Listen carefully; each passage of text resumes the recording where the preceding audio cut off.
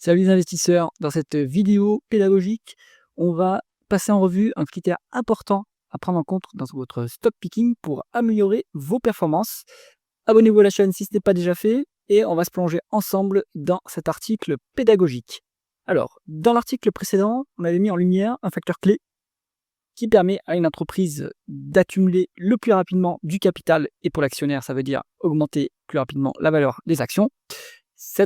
Ce facteur clé, c'est la rentabilité. Alors, on peut la mesurer avec divers métriques.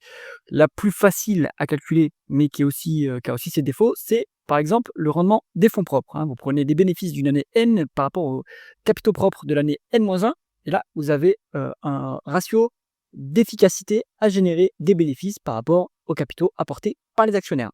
Ça peut évidemment être biaisé par l'effet de levier. Bon, cela étant dit, on a vu que du coup, la rentabilité, c'était important, mais ce qu'on n'a pas vu dans l'article précédent, et dans la vidéo précédente, elle est disponible sur la chaîne, c'est comment faire en sorte d'avoir une rentabilité élevée. Parce que c'est bien beau, il faut avoir une rentabilité élevée pour que le cours de l'action monte plus vite, si on est un investisseur, mais quels sont les déterminants de cette rentabilité élevée? Alors, pour répondre à la question, on va avoir besoin de concepts théoriques. Donc, je vais vous apporter deux concepts théoriques. Donc, la courbe d'expérience et les parts de marché, qui sont très liées. Allez, on commence tout de suite avec le critère de donc le concept de la courbe d'expérience. Donc ça, tout ça, ces éléments, en fait, j'en ai eu connaissance en suivant les cours de BFM Stratégie, qui sont disponibles en replay sur Dailymotion, certains sur YouTube, et surtout grâce au travail pédagogique de Xavier Fontanet, l'ancien PDG d'Essilor, très intéressant. Je vous invite à regarder ces interviews, c'est vraiment instructif. Donc, c'est lui qui, en France, diffuse peu à peu les concepts de courbe d'expérience. Et qu'est-ce que c'est que la courbe d'expérience? C'est un concept qui a été introduit par Bruce Anderson, le fondateur du Boston Consulting Group. Donc, normalement, ça parle aux gens le BCG, parce qu'on entend souvent parler de la matrice BCG qui permet de découper des portefeuilles d'activité. Je l'ai évoqué parfois dans certaines vidéos, vous avez pu le voir quand je présente les tests d'investissement. Souvent, je présente le portefeuille d'activité tel que je le perçois d'une entreprise. Bon, eh bien, en fait, son premier concept, c'était la courbe d'expérience. En fait, cette courbe d'expérience, c'est finalement pas si complexe. On va mesurer l'expérience d'une industrie par rapport à l'évolution des coûts. Plutôt l'inverse. On va modéliser l'évolution des coûts des produits par rapport à l'expérience de l'industrie. Alors, qu'est-ce que c'est que l'expérience de l'industrie? Eh bien, ça va être le volume de production cumulé de tous les acteurs d'un marché ou d'une industrie. Ça, vous le mettez en axe des abscisses, ici, et à un moment donné, vous mettez les coûts. Et ce qu'il a pu montrer empiriquement, donc il a collecté des prix et il a collecté l'expérience de l'industrie. Initialement, c'était sur un procès antitrust pour les turbines, donc entre General Electric, Alice Chalmers et Westinghouse. Et il a pu tracer une droite. Donc là, ici, sur l'axe des abscisses, c'est en logarithme. Donc, puisqu'en fait, on voit qu'on a une courbe linéaire, parce que en fait, la production est exponentielle, évidemment.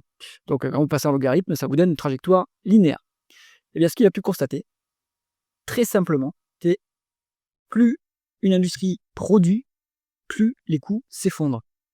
Et donc, on met ça, par exemple, le plus frappant, c'est sur l'industrie des semi-conducteurs, qui a fait que le prix des microprocesseurs se sont effondrés par rapport à il y a 50 ans, par exemple. Quand vous avez un smartphone qui vous coûte peut-être 200 € aujourd'hui, en fait, il y a 50 ans, il coûtait 10 millions d'euros. Et donc ça, les prix se sont effondrés grâce à la production massive de semi-conducteurs au travers des années. En plus, c'est une industrie qui a une très forte croissance.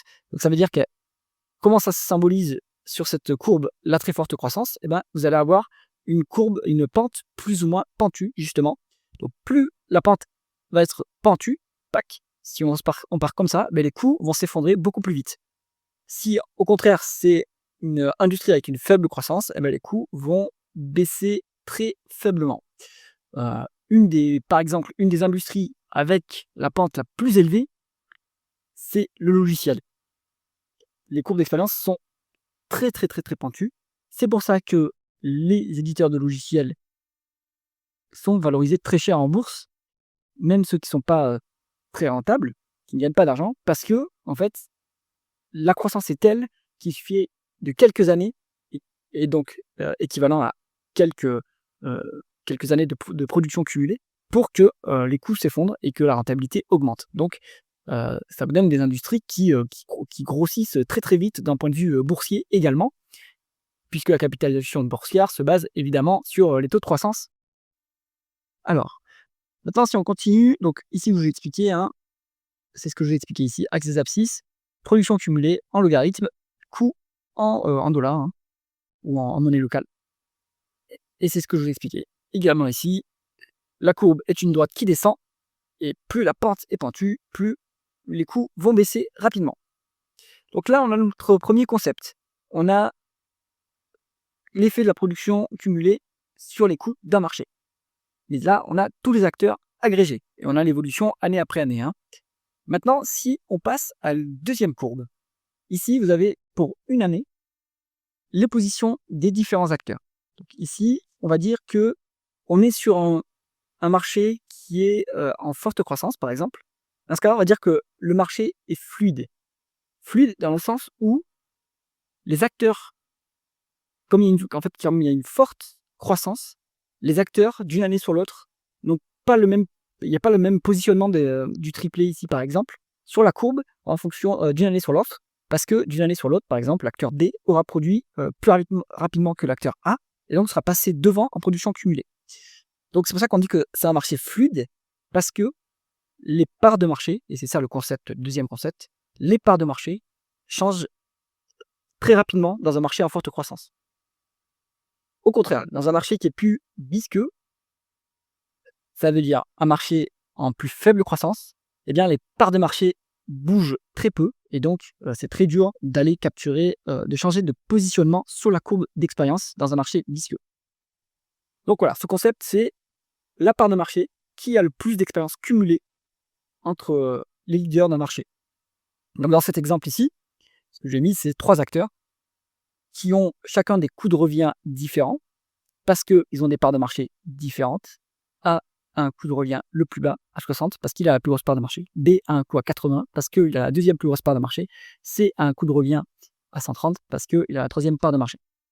Et là, on peut tout de suite déterminer la marge de chaque acteur. Le prix du marché, il est à 100.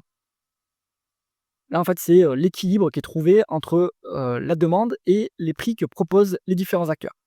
Si le prix du marché il est à 100, alors A se fait une marge plutôt intéressante, hein. S'il a un coût à 60, il se fait une marge de 40. B, s'il a un coût à 80, il se fait une marge de 20. Et C, s'il a un coût de 130, ben, il fait une perte en termes de marge. Ça prend en plus pas en compte les autres frais, par exemple les frais de structure. Il fait une perte de 30.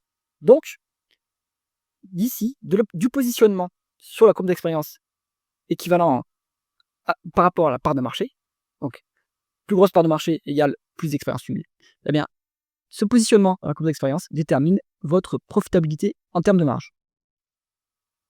L'acteur le plus rentable, le plus profitable ici, ça va être A, évidemment. Alors, on a vu dans l'article précédent qu'on parlait de rentabilité, on ne parlait pas de taux de marge. Donc, ce qui est important de savoir, c'est que vous pouvez avoir des marges énormes et pourtant une rentabilité qui est faible. Alors, comment est-ce qu'on passe d'une métrique à une autre? Comment est-ce qu'on passe de marge élevée à rentabilité élevée? Ou comment est-ce qu'on peut même passer de marge faible à rentabilité élevée? Eh bien, en fait, il y a un lien entre les deux, et ça s'appelle la rotation d'actifs. La marge est calculée par rapport au chiffre d'affaires, on rappelle, hein, votre marge nette, par exemple, ça va être bénéfice net par du groupe sur chiffre d'affaires. Ça vous donne un taux de marge nette. La rentabilité, on a vu, elle se mesure en fonction de capitaux.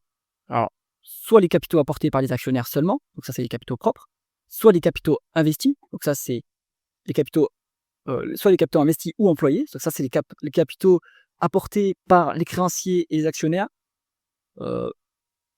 Ça dépend de la formule utilisée, mais globalement, une rentabilité, ça se mesure par rapport à un capital. Si on repart du rendement des fonds propres, Donc on rappelle la formule, bénéfice net part du groupe année N sur capitaux propres de l'année N-1. On a eu dans l'article sur la rentabilité que le rendement des fonds propres pouvait se décomposer comme ceci. Le taux de marge net, donc ici vous avez bénéfice net part du groupe de l'année N sur chiffre d'affaires, fois la rotation d'actifs, fois actifs sur capitaux propres de l'année N-1, ça c'est le levier financier. Hein, vous voyez, donc si on décompose, hein, c'est la même formule. Hein. Ici, vous voyez, hein, ça s'annule, chiffre d'affaires ça s'annule, ici, actif ça s'annule. Donc bénéfice net part du groupe, on retrouve bien bénéfice net part du groupe sur capitaux propres de l'année N-1. Donc là, ça, ces deux-là sont équivalentes. Donc, on voit qu'il y avait deux moyens d'augmenter la rentabilité. Hein. On pouvait augmenter le levier financier et on peut augmenter la rotation d'actifs. Alors, c'est quoi la rotation d'actifs? C'est le chiffre d'affaires généré par rapport aux actifs de l'entreprise. Alors, comment est-ce qu'on peut optimiser? Donc, pour optimiser la rentabilité, on voit que on peut augmenter le levier, bien sûr, jusqu'à une certaine limite. Si on est trop endetté, on va à la faillite. Et de façon plus saine, je dirais, on peut aussi augmenter la rotation d'actifs. Comment est-ce qu'on va augmenter la rotation d'actifs? Comment est-ce qu'on va générer plus de chiffre d'affaires avec le même niveau d'actifs? Alors, voici quelques éléments. On peut optimiser la gestion des stocks. Hein. Dans les actifs, on a évidemment les stocks. Donc, pour ça, il faudrait avoir une approche juste à temps. Ça, c'est les chaînes de logistique optimisées à la minute. Dans l'automobile, par exemple, ils en sont très friands, mais aussi dans les semi-conducteurs, hein, d'ailleurs, puisque c'est une chaîne logistique qui est mondialisée. On peut aussi augmenter la prévision de la demande pour réduire les stocks excédentaires. Donc, excellente gestion des stocks, ça nous permet d'augmenter la rotation d'actifs. On peut stimuler les ventes, hein, puisque ici, si vous augmentez la rotation des stocks, vous allez avoir besoin de moins d'actifs. Donc le dénominateur baisse, donc le ratio augmente. Vous pouvez également augmenter le chiffre d'affaires avec le même niveau d'actifs. Là, vous faites monter le numérateur sans bouger le dénominateur, donc le ratio augmente. Pour stimuler les ventes, comment on fait? On peut faire des campagnes marketing. Mais attention, ça peut aussi augmenter, ça peut aussi baisser le taux de marge opérationnel, hein, puisque dans le taux de marge opérationnel, on va avoir aussi les frais de marketing. Donc attention, il faut bien qu'on ait un rendement, une rentabilité des campagnes marketing qui soit supérieure à 1, évidemment. On peut faire des promotions. Mais alors si on fait des promotions, attention, ça peut attaquer la marge. Donc pareil, il faut que l'incrément de vente soit supérieur à la baisse de la marge obtenue. Donc ça, c'est un élément. Rationaliser les actifs fixes. Hein, on est au dénominateur ici, donc toujours pareil. Vous baissez le niveau d'actifs dont vous disposez, donc vous augmentez le ratio. On peut vendre, pour baisser les actifs fixes qui sont utilisés, on peut vendre ou louer les actifs sous-utilisés. Donc, par exemple, vous avez un entrepôt en propre, vous voulez optimiser votre rentabilité, vous débarrassez des actifs. Vous débarrassez des entrepôts. Et donc, vous louez les entrepôts à la place. Ça a des inconvénients, bien sûr. Hein. Moindre flexibilité si jamais on veut se céder, arrêter l'utilisation d'entrepôts. Quand vous êtes propriétaire, vous pouvez le vendre. Quand vous êtes locataire, vous êtes collé avec un bail. Donc, c'est aussi pour ça de là que vient le concept de l'industrie sans usine, en fait. Hein. Typiquement, Nvidia, ils ont pas d'usine. Donc, haute rotation d'actifs. Parce qu'au final, ils ont très peu d'actifs, ils sont asset light. Mais voilà, ce concept, en Occident, pour optimiser la rentabilité, on s'est débarrassé le plus possible des actifs physiques. Autre élément, accélérer le recouvrement des créances. Hein. Vous avez le poste client, donc les créances clients dans votre actif, hein, dans les actifs circulants. Donc, comment on peut augmenter ce délai client, baisser ce délai client, hein, pardon, en réduisant le délai que vous accordez à vos clients. Donc, avec des politiques de crédit plus strictes, hein, donc moins de délai. Vous pouvez également aussi faire de l'affacturage, hein, par exemple. Ça vous donne un discount sur vos créances, mais au moins vous encaissez les cash plus rapidement. Évidemment, pour réduire les délais clients, il faut avoir du pouvoir de négociation face à ses clients. Hein. Donc ça, c'est si vous ne pesez rien face à vos clients, typiquement les fournisseurs les particuliers face à la grande distribution, vous payez cash, hein, de toute façon, donc c'est réglé. Il n'y a pas de crédit. mais même quand vous êtes client d'un monopsone, d'un monopole, pardon, il peut vous forcer à prendre ses délais clients à lui et donc vous n'avez pas de marge de négociation. On peut également externaliser certaines activités. Si vous avez des fonctions sur lesquelles vous n'êtes pas concurrentiel en termes de performance, eh ben, vous pouvez externaliser cette fonction. Typiquement, votre boîte ne sait pas faire du recrutement, vous passez par des cabinets de recrutement externes. Donc là, vous dégagez de la ressource qui est sous-optimale, qui est utilisée sous-optimalement comparé à un spécialiste du recrutement, par exemple. Voilà, donc ça, on a les éléments pour améliorer la rotation d'actifs. Donc, vous voyez, hein, moi, je préfère les entreprises qui montent leur rotation d'actifs à celles qui montent leur levier financier, parce que augmenter le levier financier, ça fragilise l'entreprise. Et en plus, ça peut attaquer les bénéfices nets si les charges d'intérêt augmentent trop. Alors, la rotation d'actifs, bon, ça nécessite toutefois, pour certains critères, d'avoir du pouvoir de négociation face à ses clients, d'avoir une image de marque importante pour stimuler les ventes, par exemple. Ça veut dire aussi, on peut rationaliser les actifs, mais ça, on va dire qu'une fois que c'est optimisé la rationalisation des actifs fixes, vous pouvez pas le faire tout le temps. C'est-à-dire que vendre vos entrepôts et louer, ça, une fois que vous avez tout vendu et que vous êtes sans actifs physiques et tout en location, bon, vous pouvez pas le faire plus, quoi. Optimiser la gestion des stocks, c'est pareil, hein, si vous suroptimisez, vous pouvez vous retrouver en rupture de stock et donc là, vous vous fragilisez également, hein, donc ça aussi, c'est une mythe. Ici, je vous mets un petit exemple concret sur comment, du coup, pourquoi est-ce que, par exemple, on a PepsiCo qui est plus rentable que Coca-Cola. En fait, si vous regardez ici le rendement des fonds propres, Pepsi est à 50% de rendement des fonds propres, Coca-Cola est à 39%. Alors que Coca-Cola a des marges nettes plus élevées, hein. Vous êtes à 23 en taux de marge nette pour Coca-Cola, vous êtes à 10,2 pour Pepsi. Eh bien, le secret, c'est alors il y en a 2. Pepsi a plus de levier financier que Coca-Cola. On a 82 points de base en plus en termes de dette nette, de dette sur capitaux propres, hein, donc Pepsi finalement est quand même plus fragile que Coca-Cola au niveau de l'endettement. Mais vous avez également une rotation d'actifs qui est supérieure chez Pepsi, avec quasiment le double de rotation d'actifs par rapport à Coca-Cola. Comment est-ce que c'est obtenu? Ça, je ne suis pas allé creuser en détail, mais vous pouvez aller chercher, hein. Pourquoi est-ce que Pepsi a une meilleure rotation d'actifs? Est-ce que est-ce qu'ils arrivent à générer plus de chiffre d'affaires par rapport à un même niveau d'actifs que Coca-Cola? Ou est-ce qu'ils ont moins d'actifs que Coca-Cola à chiffre d'affaires équivalent? Donc ça, vous pouvez aller le chercher par vous-même. Et donc, ici, on comprend bien pourquoi Pepsi est plus rentable que Coca-Cola. Conclusion. On a les outils conceptuels pour identifier les entreprises les plus rentables, hein. Donc, c'est-à-dire celles qui optimisent la valorisation de leurs capitaux propres et donc, par conséquent, la valeur des actions pour les actionnaires. Et ça, on a lu, donc ça, pour avoir des bonnes performances en bourse, il faut aller dans les entreprises les plus rentables dans un marché, en tout cas.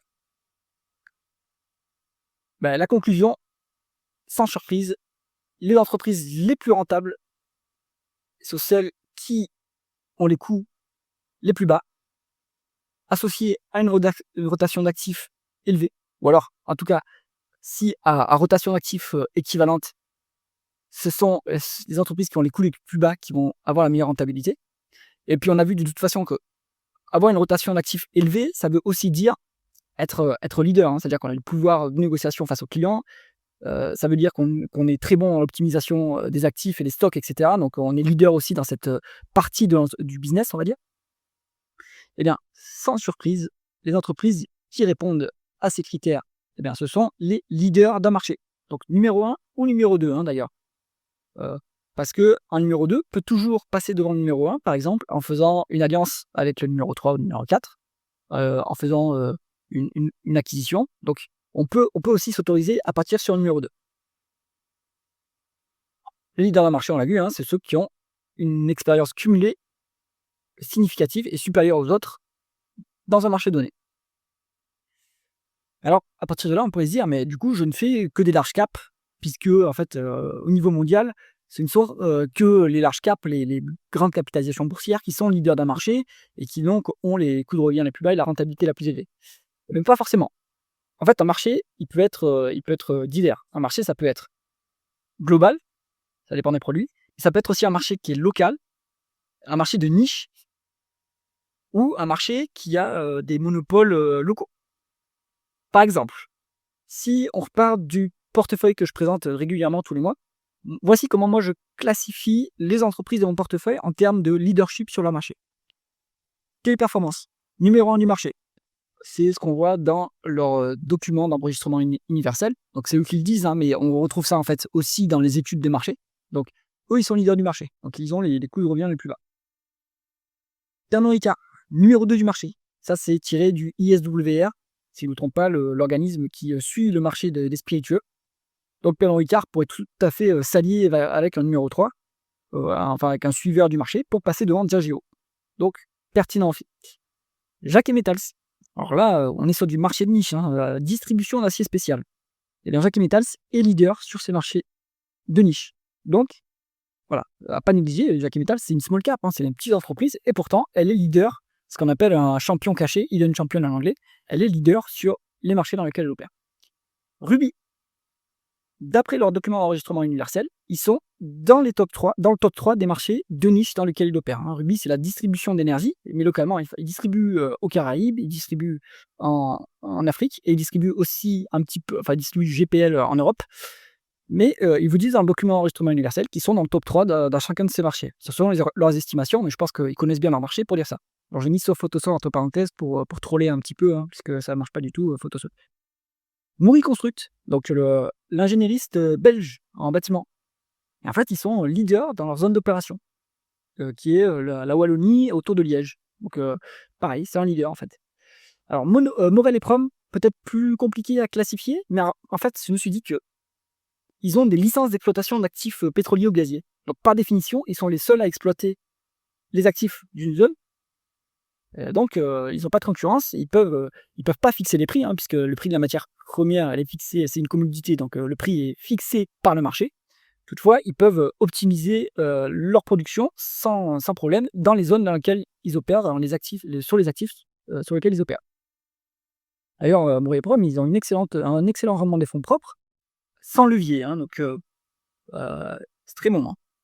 Vicat, cimenterie, produit, une commodité également, donc c'est un produit, sur lequel ils ont pas de alors, on pourrait se dire, c'est un produit indifférencié, donc il y a pas de pouvoir de fixation des prix, mais que nenni. Les cimenteries, je le dis tout le temps, hein, chaque fois que je parle de Vicat, mais les cimenteries, elles ont ils ont des monopoles géographiques dans les zones dans lesquelles elles opèrent. Parce que le matériau qui est transporté est très lourd et donc ça a pas de sens de déplacer ce matériau sur des longues distances économiquement, puisque ça va vous coûter trop cher en carburant. Hormis si vous êtes près, de voies fluviales, hein, donc c'est pour ça que l'Égypte, exporte beaucoup de ciment, parce qu'ils peuvent arroser la Turquie et le sud de la Méditerranée avec leur ciment. Et donc sinon, vous avez des monopoles locaux sur les zones d'opération, ce qui vous permet, de monter les prix, et aussi d'avoir, et du coup, le fait d'être en monopole tout seul, et ben, vous êtes tout seul à accumuler d'expérience sur la zone d'opération, donc vous êtes tout seul pour pouvoir, aisément optimiser, votre production, augmenter votre production et donc réduire les coûts au fur et à mesure. Donc voici, mon deuxième critère de sélection, d'actions. En réalité, c'est le même critère que le premier, hein. Le critère, important, c'est avoir des entreprises avec une rentabilité élevée et pour avoir cette rentabilité élevée, il faut avoir il faut être leader du marché, en fait, globalement. Alors c'est ce qu'on appelle souvent aussi le moat, moat en anglais, hein, c'est la douve qui permet de protéger et de fixer les prix, en fait, sans concurrence. Et pour moi, ces 2 concepts sont assez clés. Donc ici, on a vu qu'il faut sélectionner les entreprises qui ont la meilleure rentabilité et pour ça, il faut prendre les entreprises leaders de leur marché, qui peut être un marché mondialisé ou un marché de niche. Et après, autre élément dont on parlera dans une prochaine vidéo, pour maximiser évidemment l'appréciation des actions, il faut acheter des actions qui ne sont pas très chères. Mais d'ailleurs, si vous voulez en savoir plus pour maximiser vos rendements, évidemment, on peut prendre la rentabilité, mais il faut également détecter les entreprises qui sont sous-évaluées. Et pour y arriver, je vous renvoie vers mon guide de l'investissement value dans lequel j'expose mes stratégies pour justement trouver ces actions qui ont le plus fort potentiel. J'espère que cette vidéo pédagogique vous a intéressé. Si c'est le cas, mettez un pouce vers le haut et pensez à vous abonner à la chaîne. À bientôt.